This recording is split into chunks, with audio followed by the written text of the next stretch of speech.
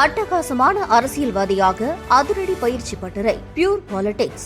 அடுத்த வகுப்புகள் விரைவில் ஆரம்பம். தொடர்புக்கு 7388242442.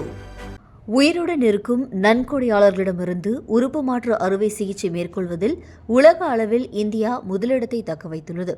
உறுப்புதான அமைப்பை தொடர்ந்து வலுப்படுத்தி மேலும் பல உயிர்களை காப்பாற்றி வருகிறது. 2025 ஒரே ஆண்டில் முதன்முறையாக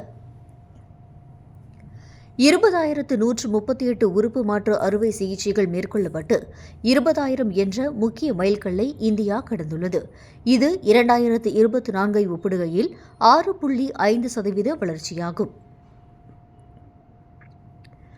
ராஜினாமா செய்ய விரும்புபவர்களை யாராலும் தடுக்க முடியாது. கட்சியும் அரசியல் எதிர்காலமும் வேண்டும் என்று நினைப்பவர்கள் கட்சியிலேயே இருக்க வேண்டும். தரம்சிங் மற்றும் சித்தராமையா தலைமையிலான ஆட்சிக் காலங்களில் எனக்கு அமைச்சர் பதவி வழங்கப்படாத போதும் நானும் ராஜினாமா செய்திருக்கலாம். ஆனால் நான் பொறுமையாக காத்திருக்கவில்லையா என்று சட்டமன்ற உறுப்பினர்கள் பதவி விலகுவது குறித்த செய்திகள் குறித்து கர்நாடக முதல்வர் DK சிவக்குமார் கருத்து. குந்தார்கி அல்லது மேற்கு வங்கத்தில் நடந்ததைப் போல காவல்துறை பலத்தை பயன்படுத்தி தேர்தலை சந்தித்திருந்தால் பாஜக தோல்வியடைந்திருக்காது. காவல்துறை நிர்வாகத்தை பயன்படுத்தாமல் எந்த முறைகேடும் செய்யாமலும் EVM மோசடி செய்யாமலும் மக்கள் மத்தியில் தங்களுக்கு எதிரான கோபம் எந்த அளவுக்கு இருக்கிறது என்பதை தெரிந்து கொள்ளவே பாஜக விரும்பியது.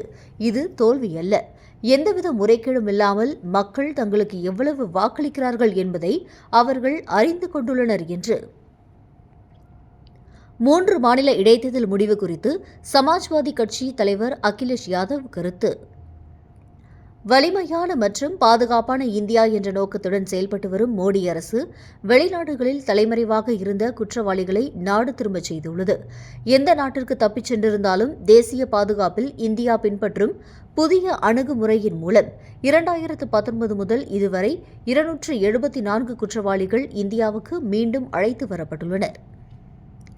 UPA ஆட்சிக் காலத்தில் ஆண்டுக்கு சராசரியாக வெறும் 4 பேர் மட்டுமே நாடு திரும்பச் செய்யப்பட்டனர்.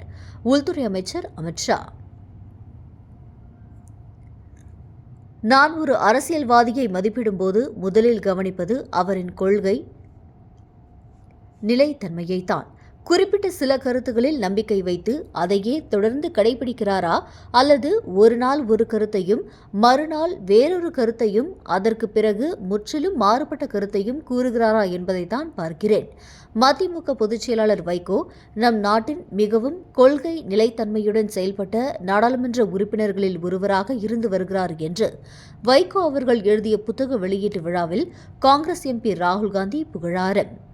சைபர் மோசடி தொடர்புடைய மியூல் வங்கிக் கணக்குகள் மற்றும் மோசடிக்கு பயன்படுத்தப்படும் வங்கிக் கணக்குகளை கையாளுவதற்கான ஒரே மாதிரியான செயல்முறை வழிகாட்டுதலை தயாரித்து அனைத்து வங்கிகளுக்கும் சுற்றறிக்கையாக வெளியிடுமாறு இந்திய ரிசர்வ் வங்கிக்கு உச்சநீதிமன்றம் உத்தரவிட்டுள்ளது. மேலும் புகார் தீர்வு நடைமுறையை வலுப்படுத்தவும் மோசடியில் இழந்த பணத்தை விரைவாக மீட்டளிக்கும் செயல்முறையை வேகப்படுத்தவும் டிஜிட்டல் மோசடி வழக்குகளை திறம்பட கையாளவும் மாநிலங்கள், யூனியன் பிரதேசங்கள், சட்ட அமலாக்க அமைப்புகள் மற்றும் வங்கிகளுக்கு உச்சநீதிமன்றம் பல்வேறு வழிகாட்டுதல்களையும் பிறப்பித்துள்ளது. பங்கிப்பூர் வெற்றி என்பது தொடக்கம் மட்டுமே. இதே நிலை விரைவில் இந்தியா முழுவதும் உருவாகும். பாஜகவின் விக்கெட்டுகள் ஒன்றன் பின் ஒன்றாக சரிய தொடங்கிவிட்டன. நரேந்திர மோடி தலைமையிலான அரசு 2029 மக்களவைத் தேர்தல் வரை நீடிக்காது.